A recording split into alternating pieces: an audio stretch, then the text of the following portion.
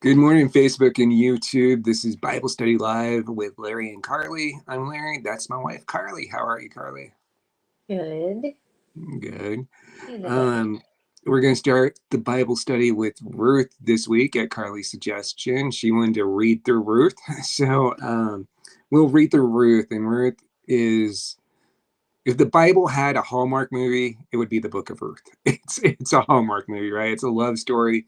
It's a great story. There's a lot of long-lasting implications in Ruth that affect the rest of the Bible and Jesus' lineage, and we'll talk about that. Um, First, I feel like we should probably address everything that went on this week.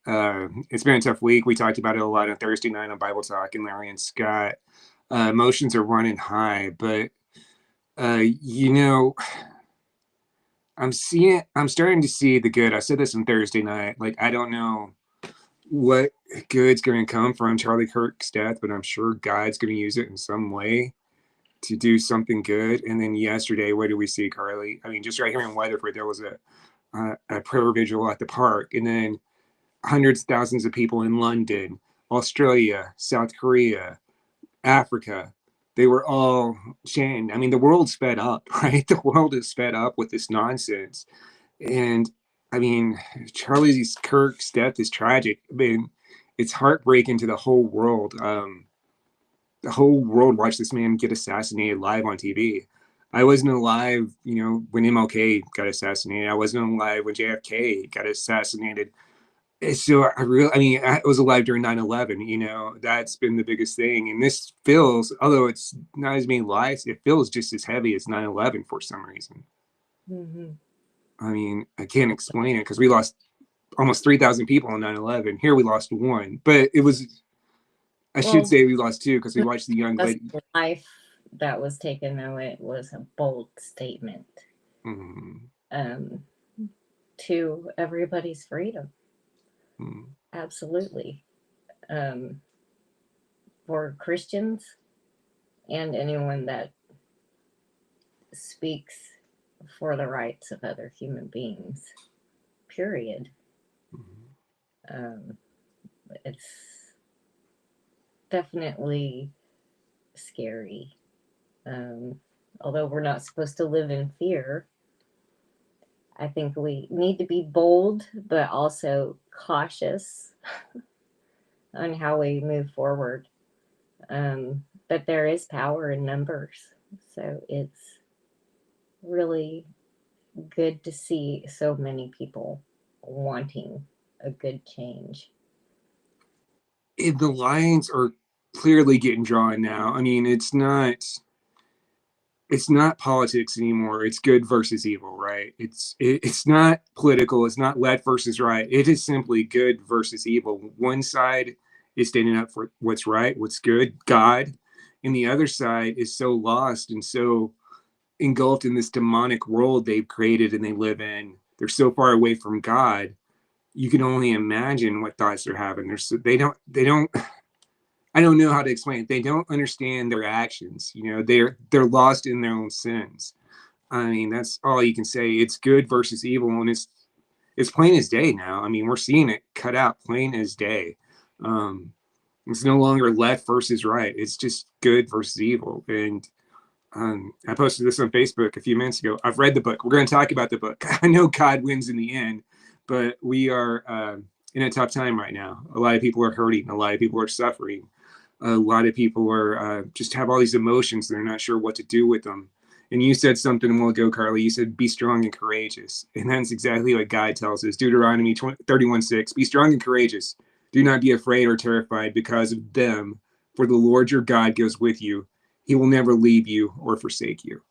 So God tells us to be strong and courageous. That was a message to the Israelites when they were going into their promised land of Canaan at the time, which would be Israel. But yeah, God's telling us we gotta look at this and just be strong and courageous. And I mean, the best thing we can say is just pray through it, right? Pray through it, turn to God, search the scriptures. And that's all we can do while we're hurting. It's going to take time to heal. It's going to take time to heal. It's going to take time to go back to normal. But as Christians, yeah, we're banding together, and it's what we do. We put our faith in God. So that's what we do. All right, let's move on to Ruth. With that said, thank you. Just wanted to make sure we address that before we get started. And Ruth kind of fits right into that. So when you start off with Ruth, um, in chapter 1, this takes place in the time of the Judges. And Judges is one of the most violent books in the Bible. Judges is a very, very violent book. It was a very violent time in Israel.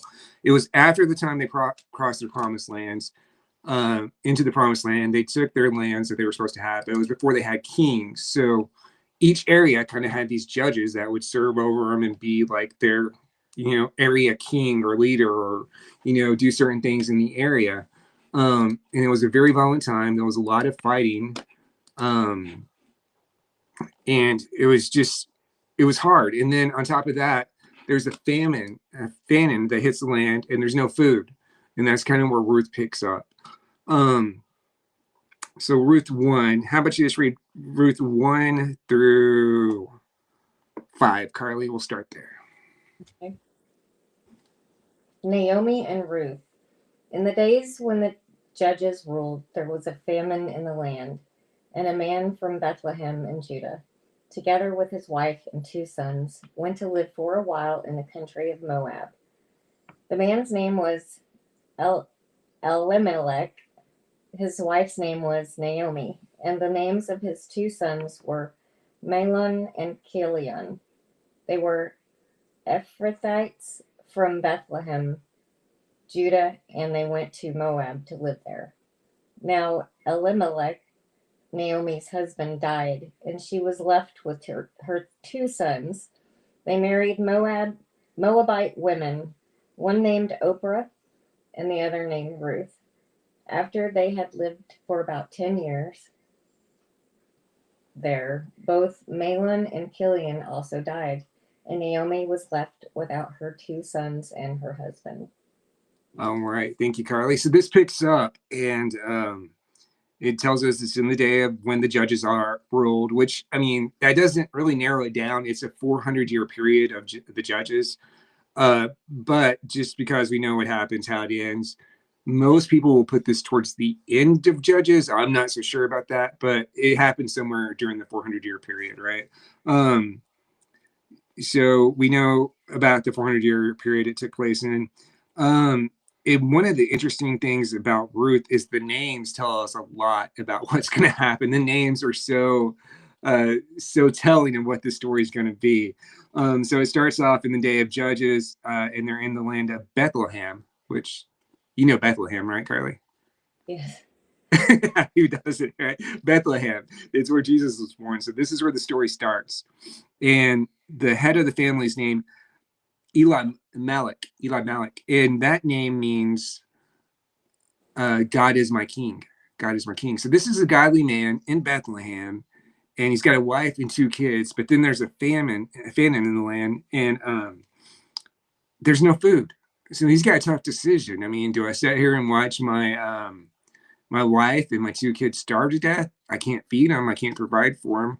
Or do I move across the river to Moab, where I know there's food, but we're forbidden? Deuteronomy 23, God tells the Israelites, hey, you're not supposed to have anything to do with the Moabites. I mean, he tells them specifically, they're not allowed to be in my assembly. These people are evil. So God instructs the Israelites not to have anything to do with the Moabites. And if you remember, the Moabites come from incest. They come from the offspring of Lot and his 2 daughters. So that's where this started. And so Elimelech, and I'm sorry if I'm not getting that name right, he has to make a really tough decision, right? He has to make the decision, what do I do here? Do I do what's best for my family? God told us not to go over here, but if I stay, my family's going to die. So should I go to this land? And like his name tells us, he was a godly man. So he makes the decision to cross the river and go to where he knows food is. And when they're across the river, his wife, Naomi, she gets widowed. He dies and leaves Naomi a single mom with 2 kids, 2 sons. And Naomi allows her sons to marry Moabites. So in this time, we have to understand women, the men provided for the women 100%. Women couldn't go get a job. There was no, like grocery stores or anything they could do. They had to have the men provide for them. The men worked the fields, they brought the food home. And if there wasn't a man to bring the food home, the women might starve to death. There was very few options for them. So Naomi winds up in a strange land, single mom, 2 kids, and no way to provide for them. We don't know how old her sons were, but they were old enough to get married, right? And she allows them to marry to Moabite women because that's where they are. And I think she's probably figuring she's going to stay in Moab and she's not going back across the Jordan to Bethlehem. But if you look at her sons' names, her sons, Mahlon and Kilian, those names mean sickly or weak or something like that in Hebrew. So it's telling us these 2 kids are sickly, they're weak, they're not strong men. So we don't know what was wrong with them. We can just look at their names and know that they were weak and sickly, and they passed away after they got married, right? And their wives didn't have kids. So now we have 3 women with no way to provide for themselves. 2 Moabites, 1 Jewish woman, 1 Israelite, and they're stuck. Naomi's stuck in this foreign land, and she doesn't know what to do. And if we look at the names, Orpah, not Oprah, but Oprah's mom was trying to spell this name and misspelled it on her birth certificate. Seriously, that's what happened. So Orpah means to turn your back, right? Orpah means to turn your back, and Ruth means companion or friend. So we'll see that play out here in the next section. Carly, you want to take the next section of Ruth? Then she heard in Moab that the Lord had come to the aid of his people by providing food for them. Naomi and her daughters-in-law prepared to return home from there. With her 2 daughters-in-law, she left the place where she had been living and set out on the road that would take them back to the land of Judah. Then Naomi said to her 2 daughters-in-law, "Go back, each of you, to your mother's home. May the Lord show kindness to you as you have shown to your dead and to me. May the Lord grant that each of you will find rest in the home of another husband." Then she kissed them and wept out loud and said to her, "We will go back with you to your people." But Naomi said, "Return home, my daughters. Why would you come with me? I am going to have more sons who could become your husbands. Return home, my daughters. I am too old to have another husband. Even if I thought there was still hope for me, even if I had a husband tonight and then give birth to sons, would you wait until they grow up? Would you remain unmarried for them? No, my daughters, it is more bitter for me than for you, because the Lord's hand has gone out against me." At this they wept clean. Then Orpah kissed her mother-in-law goodbye, but Ruth clung to her. "Look," said Naomi, "your sister-in-law is going back to her people and her gods. Go back with her." But Ruth replied, "Don't urge me to leave you or turn back from you. Where you go, I will go, and where you stay, I will stay. Your people will be my people, and your God my God. Where you die, I will die, and there I will be buried. May the Lord deal with me, but be it ever so severely, if anything but death separates you and me." When Naomi realized that Ruth was determined to go with her, she stopped urging her. So the 2 women went on until they came to Bethlehem. When they arrived in Bethlehem, the whole town was stirred because of them, and the women exclaimed, "Can this be Naomi?" "Don't call me Naomi," she told them. "Call me Mara, because the Almighty has made my life very bitter. I went away full, but the Lord has brought me back empty. Why call me Naomi? The Lord has afflicted me. Almighty has brought misfortune upon me." So Naomi returned from Moab, accompanied by Ruth, the Moabites, her daughter-in-law, arriving in Bethlehem as the barley harvest was beginning. All right, thank you, Carly. So here we see after her two sons die and her husband dies, Naomi is stuck with her two daughter-in-laws, Ruth and Orpah.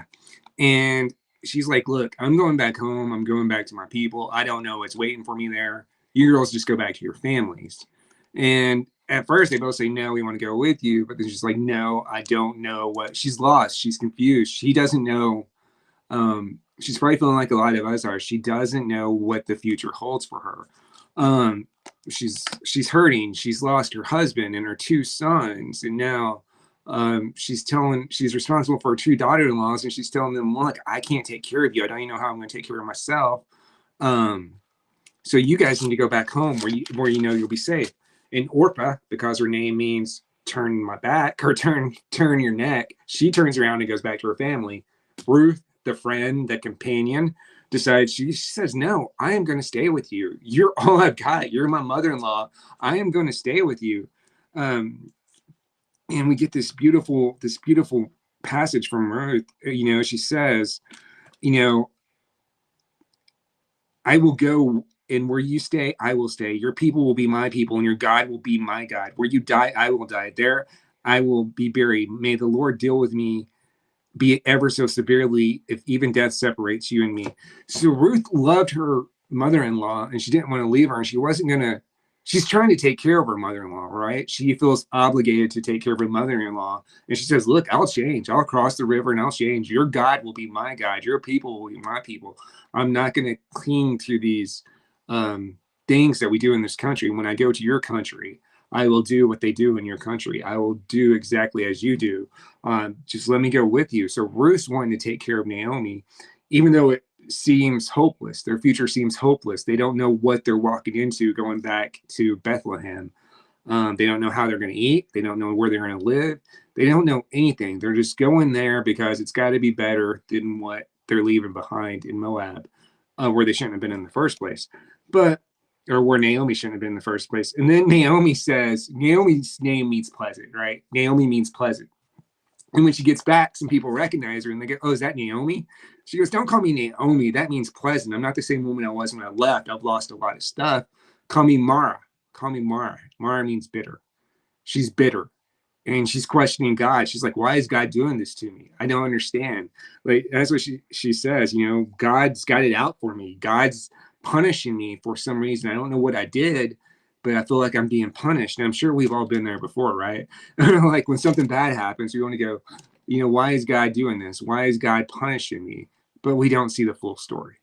We don't see the whole story at that point in our lives. God has a plan. We may not always understand his plan. We may not always know where his plan has taken us, and his plan may be tough for us at certain times. But God has a plan. Naomi wasn't seeing, or Mara, whatever you want to call her, wasn't seeing the full picture yet, right? She was only seeing, like a lot of us, only what was happening right in front of her. She wasn't seeing the full picture, and that's God's plan, not to see the full picture. But the last part is so incredibly important. It shows just a glimmer of hope, because when they arrived to Bethlehem, what does it say? When Naomi and Ruth arrived in Bethlehem, the barley harvest had just begun. So there's hope. So there's food, right? The barley harvest is happening. There's food, and they're going to have the opportunity to get this food. So it's not hopeless.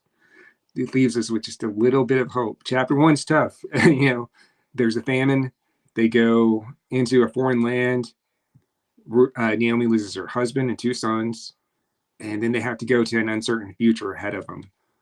But chapter 1 leaves us with just a little bit of hope, because when they arrive in Bethlehem, there's food. Any thoughts, Carly?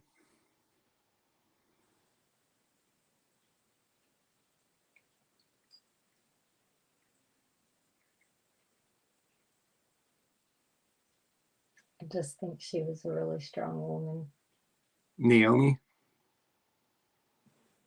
Well, really, all of them. Yeah, they had to be. I mean, women were just really strong. Yeah.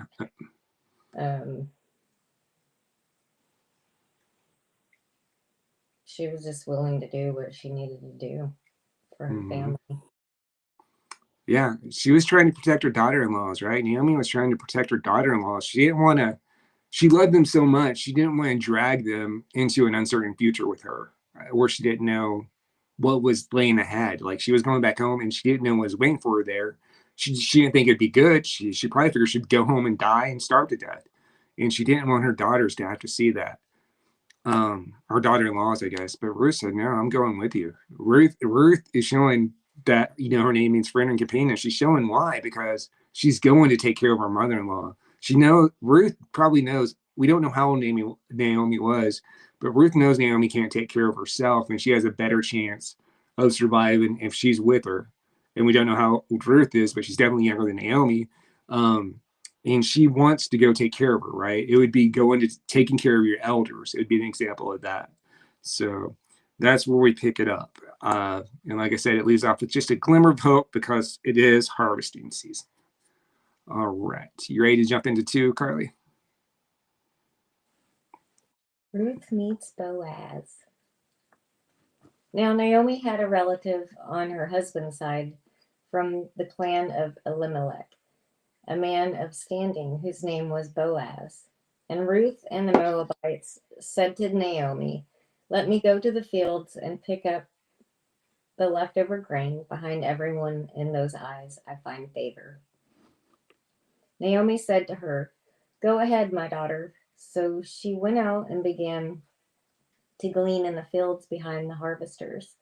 As it turned out, she found herself working in a field belonging to Boaz, who was from the clan of Elimelech. Just then, Boaz arrived from Bethlehem and greeted the harvesters. "The Lord be with you." "The Lord bless you," they called back.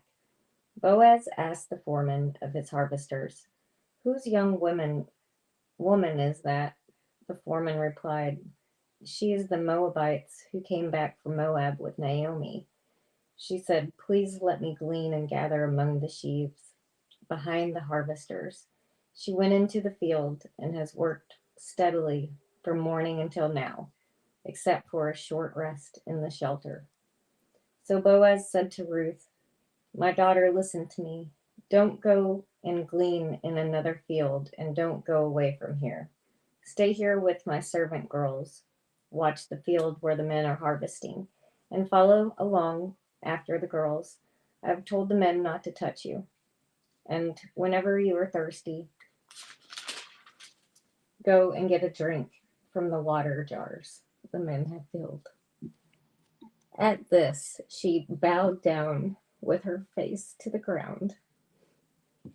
She exclaimed, "Why have I found such favor in your eyes that you notice me, a foreigner?" And Boaz replied, "I've been told all about what you have done for your mother-in-law since the death of your husband, how you left your father and mother and left your father and mother in your homeland and came to live with a people you did not know before. May the Lord repay you for what you've done. May you richly be rewarded by the Lord, the God of Israel, under whose wings you have come to take refuge. May I continue to find favor in your eyes, my Lord?" She said, "You've given me comfort and spoken kindly to your servant, though I do not have the standing of one of your servant girls." At mealtime, Boaz said to her, "Come over here, have some bread and dip it in the wine vinegar." When she sat down with the harvesters, he offered her some roasted grain. She ate all she wanted and had some left over. As she got up to glean, Boaz gave orders to his men. "Even if she gathers among the sheaves, don't embarrass her.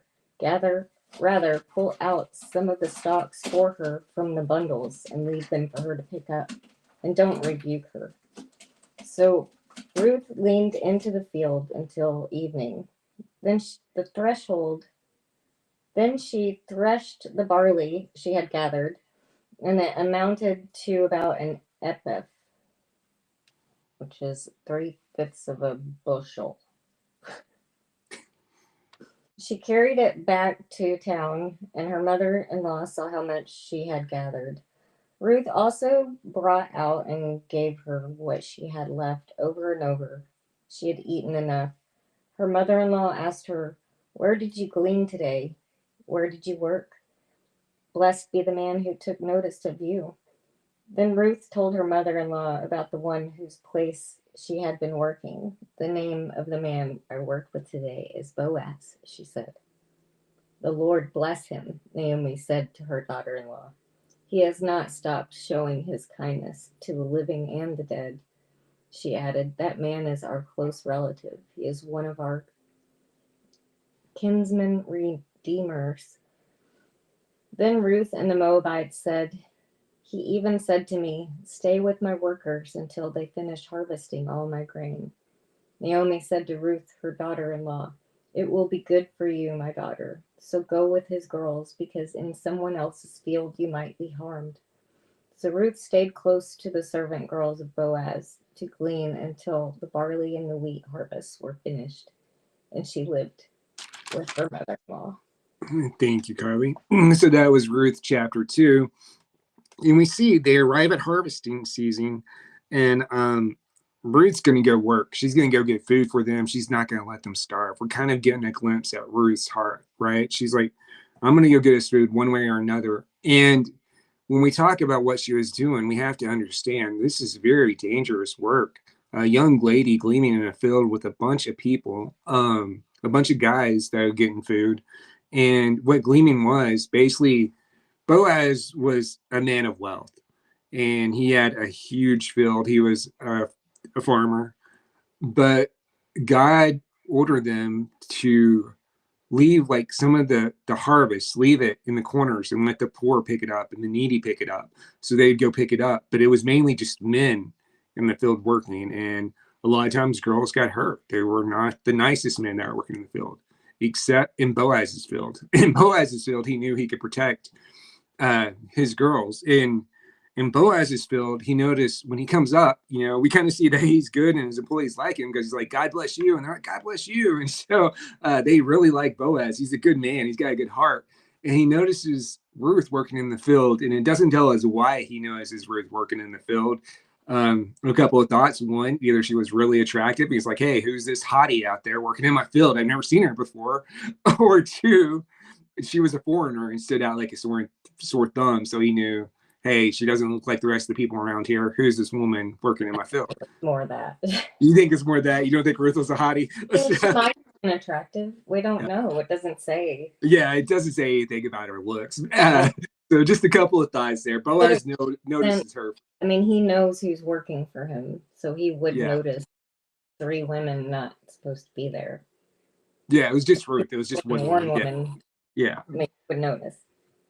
Mm-hmm. So he notices a new woman working in his field, and he's like, who's that? And his guys tell him that's the Moabite that came back with Naomi. And he obviously knows Naomi because he's related to her dead husband in some way. And he's like, okay. And so he goes to talk to her. And so Boaz said to Ruth, my daughter, listen to me. Don't go and glean in another field, and don't go away from here. Stay here with the women who work for me. Watch the field where the men are harvesting and follow along after them. I have told the men not to lay a hand on you, and wherever you are thirsty, go get a drink from the water jars the men have filled. So immediately we see Boaz taking care of Ruth. As soon as he finds out who she is, we don't know why. He has compassion for her, right? He has sympathy for her. He's like, this is a strange woman. She's in a strange land. She's trying to, like we talked about, she's trying to help her mother-in-law. And Boaz will go on to say, I've been told all about what you've done for your mother-in-law since the death of your husband, and how you left your father and your homeland and came to live with people you did not know before. Boaz knows exactly what Ruth's doing, right? She's trying to protect Naomi. And he's going to help her as much as he can. And again, we don't know how he was related to Naomi's husband, Elimelech, but he was. And he's one of their kinsmen redeemers, which means he has a right under Levitical law to marry a widow and to keep the family line going. It was the Jewish tradition was if a man died and didn't have any kids, his brother was to marry his wife and have a kid. And that first kid would get the last name or the name of the dead brother. So his name wouldn't be blotted out from Israel, right? His lineage would continue. That kid would be credited to the brother, even though it wasn't technically his kid. It would be given credit to him. And so that's kind of what the kinsman redeemer was. They could redeem a widow because they were a close relative to her husband or the person that died. They would have the rights to redeem and marry her if they chose to. And so Boaz was one of the kinsman redeemers for Ruth. He could have married her. And we see just right away, like I said, he is taking care of her. And then if you notice, it goes on. First he says, hey, stay in my field because the other fields are rough. Here you're safe. And if you're thirsty, go get water. You know, you're working hard. Just take care of yourself. Go get water if you're thirsty. And then Ruth's really grateful. She's like, how have I found favor in your eyes? I'm just working in your field. Why are you being so nice to me, right? And then at mealtime, Boaz said to her, come over here, have some bread and dip it in the wine vinegar. And so he's allowing her to come eat with them, right? He's really taking care of her. He's really taking a liking to Ruth, or making sure she's feeling welcome. She's feeling safe. He's providing for her. He's protecting her. He's doing everything he can to make this foreigner feel like she's going to be okay in this strange land. He probably knows she's scared. She's frightened. She doesn't know what she's doing. She's just trying to get by, right? And Boaz sees that, and he wants her. He doesn't want her to feel that way. And so he gives her permission to like get closer. He's like, you don't have to go to the corner of the fields and just pick up the leftovers. You can go right behind the men and take whatever they drop. And he tells his men, leave some for her. Let her take what she needs, you know. So Boaz in this whole chapter 2 is just providing for Ruth. And then we get a glimpse of Naomi because when Ruth goes back and she has all this grain, Naomi's like, where were you today? How'd you get all of this? You know, she's shocked that she has so much. She was expecting a little bit. And Ruth comes back with a lot of grain and food. They'll give them food for a long time. And she goes, oh, I was working in this dude Boaz's field. And Naomi, we get to see the old woman wisdom here, right? Naomi's like, oh, you're working in Boaz's field. Well, he's one of her relatives. And then Ruth says, well, he did this. You know, he was nice to me. And I think Naomi is the first one to realize, hey, there may be something here. There may be something going on between Ruth and Boaz. So she's like, this is a good thing. This is a good thing. We'll see where it goes, but there may be something here, right? There may be some kind of connection, and he is one of our kinsmen redeemers, so he would have a right to marry you. So I think the light bulb goes off in Naomi's head, like, wait a second. I see she kind of sees what's going on, even if Ruth and Boaz didn't see it. You know, that old woman wisdom, she can see what's going on before anybody else. And so that's where chapter 2 ends. Ruth meets Boaz. What are your thoughts, Carly?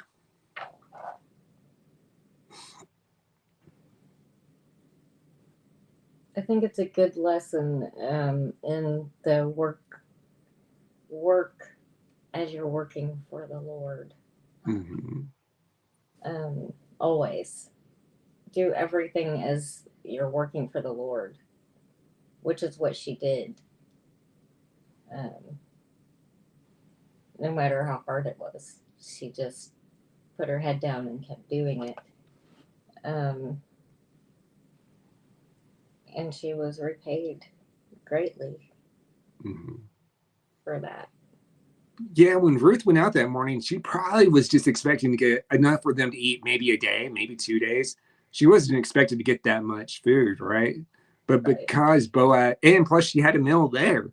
So because Boaz was so nice to her and noticed her work ethic and noticed her heart and took, I don't want to say pity, but had sympathy for her situation, right? He understood what she was going through, and he was going to make it easier for her. I mean, again, we don't. When you are a foreigner in a strange land, you should be respectful of things. Absolutely. You don't go into a foreign land and start burning things down and killing people. And then be confused why things aren't working out for you.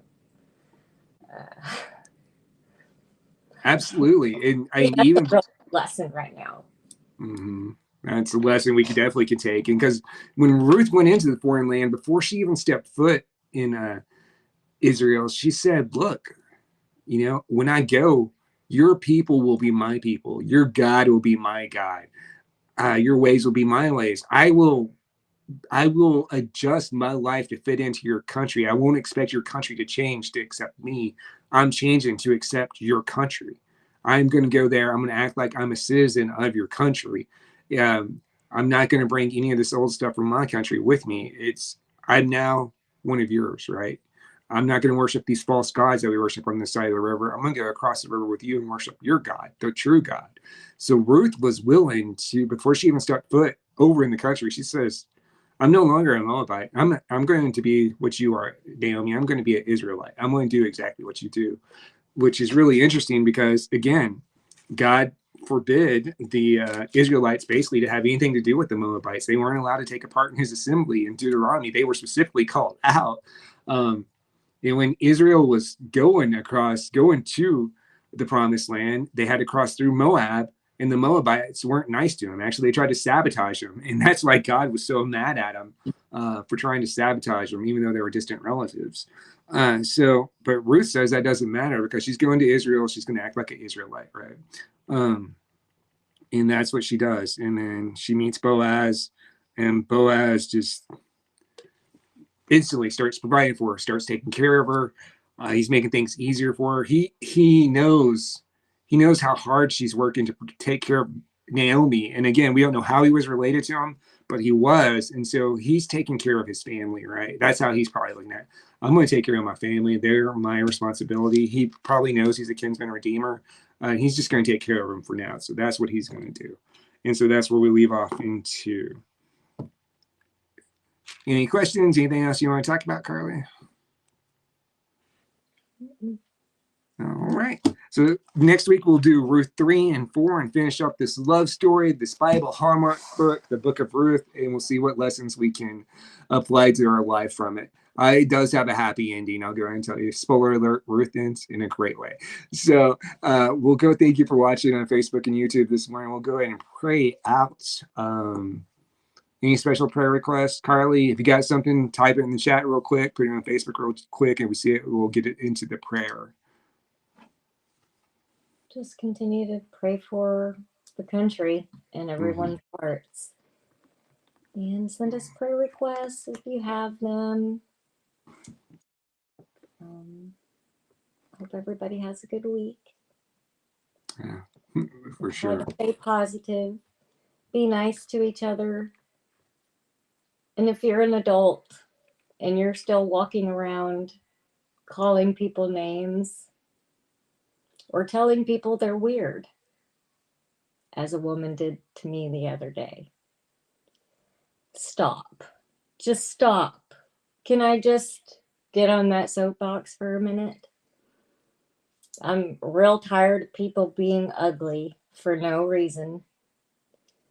And I am not the person to stand there and just let people insult me for no reason. And it's very hard for me as a Christian because I'm trying to be good and nice to people.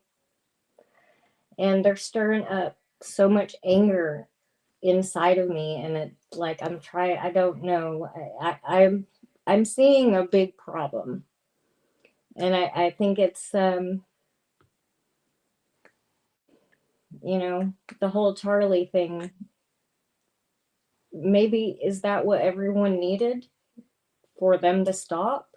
But then it was literally the very next day after his assassination that this woman did this to me. And that was my question to her and her husband. After what happened yesterday, what gives you the right to stand here and call someone weird that you don't even know? And I did nothing to you. It was minding my own business. It's a heart problem. And these are wealthy, successful people that you wouldn't think they look, totally with it together, but no, they're not very nice people. I don't know what the answer is.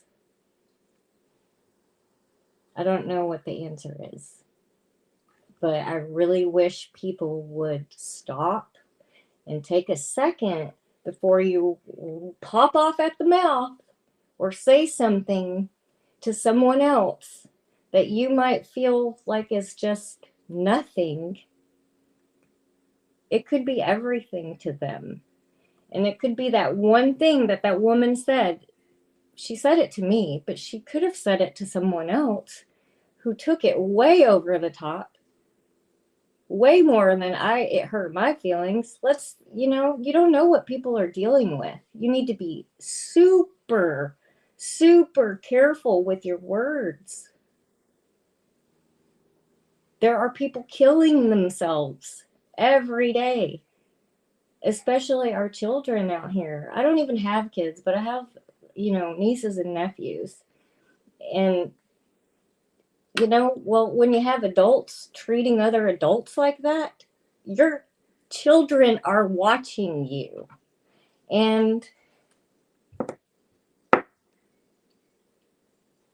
I'm just going to end that there. All right, thank you, Carly. That's exactly right. But that's a Quit tough being lesson. people. Quit and just start being better humans. Let's just start being better humans.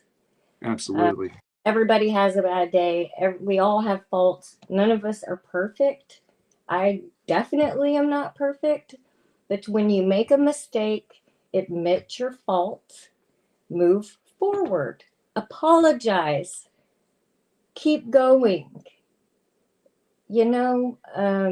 It's just real basic moral values that I don't understand how people lost them, honestly. But I that's mean, my soapbox, and it's hurting my heart, and I think it's hurting a lot of people's hearts. yes, So there are a lot of people hurting right now. There are a lot of people hurting in this country right now. All over the world, there are people hurting.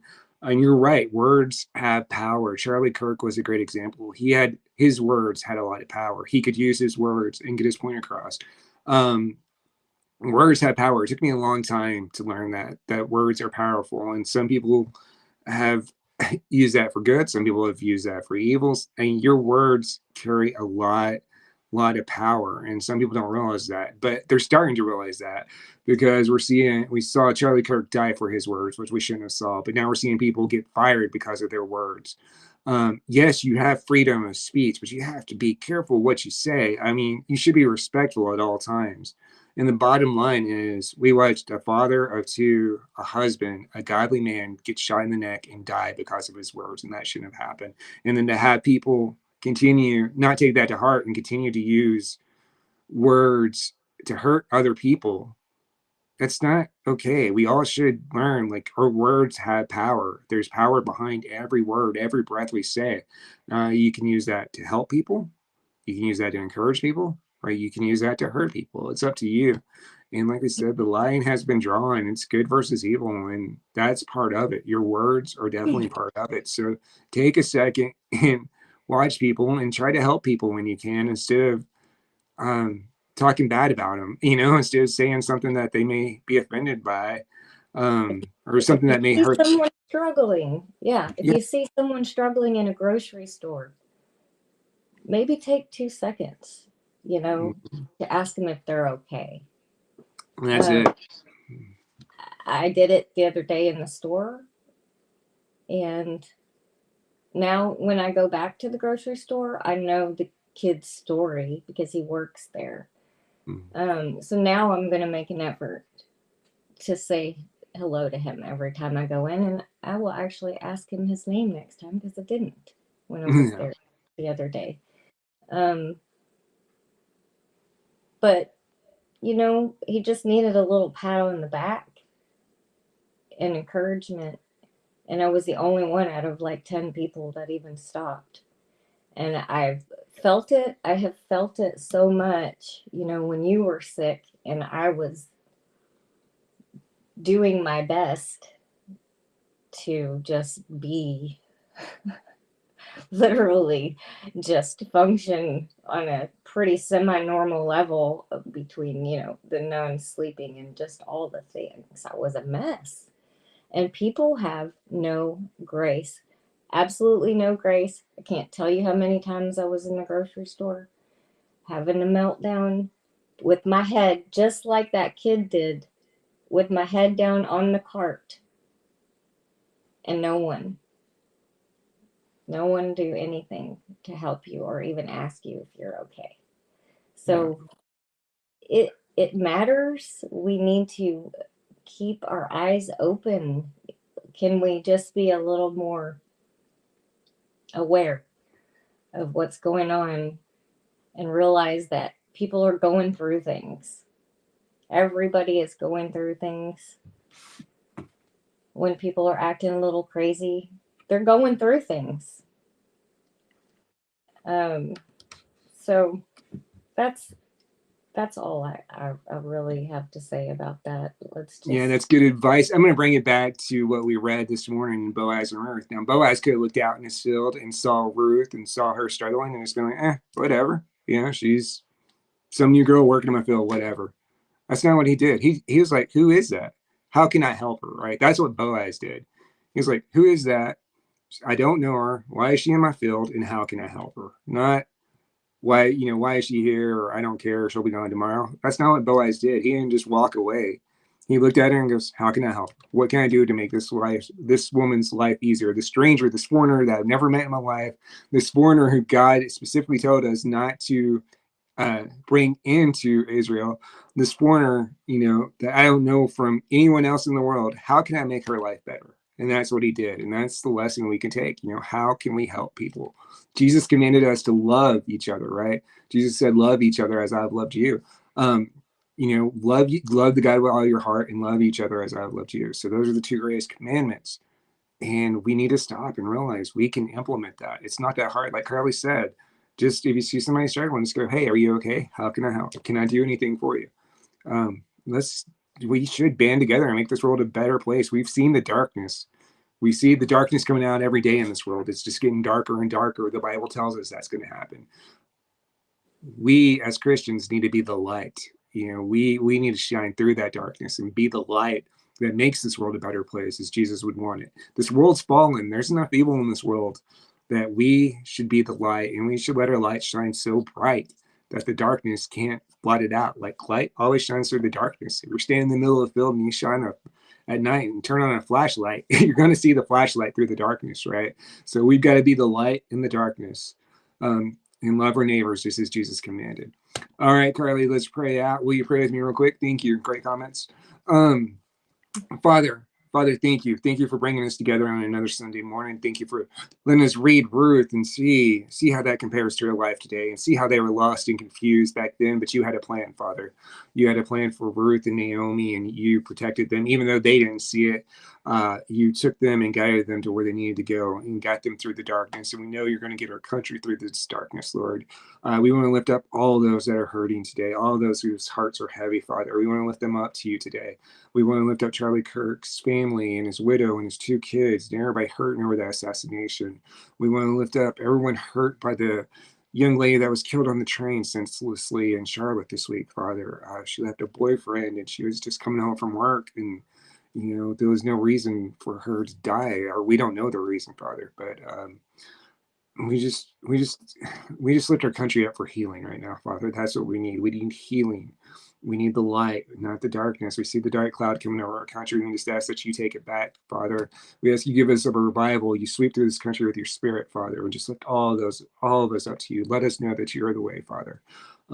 It's in your holy name we pray, Jesus. Amen. Amen. All right. Thank you for watching this morning on Facebook and YouTube. Next week we'll be back and finish up Ruth. Thank you, Carly, and thank you. Have a great Sunday, everybody. We'll see you next week. Hopefully we have a better week next week. Sunday. Yeah.